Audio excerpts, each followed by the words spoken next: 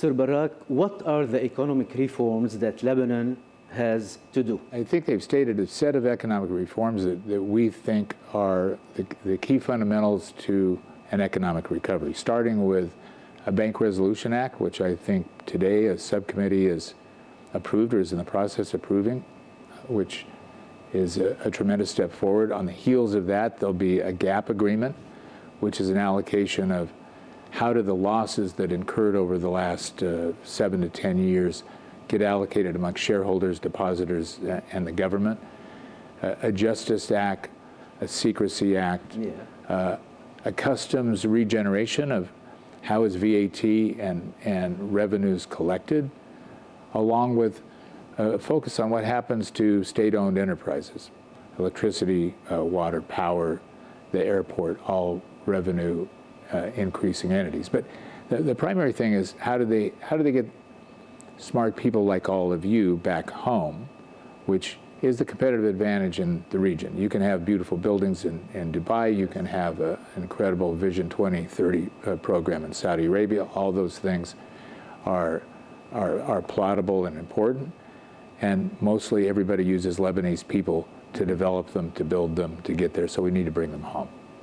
We wish we can do that. Finally, Mr. Barak, about the relation between the Lebanese-Syrian relation and your efforts concerning this matter. What is the future relationship as you see?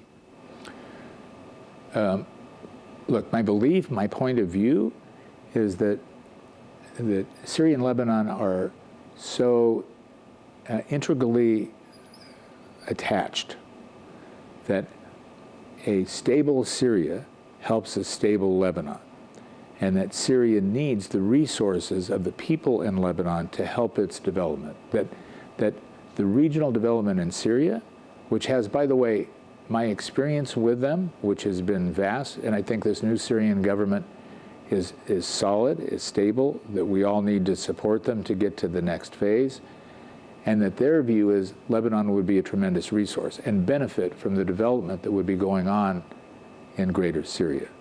So I think it's hand in glove. It's compatible, it's not adversarial, they have no interest in being aggressive, and I think it would be a tremendous benefit to Lebanon, which is cycling way ahead of the program and the process that's in Syria. So there's some border issues. I think those can be resolved simply and easily, along with the Israeli border issues.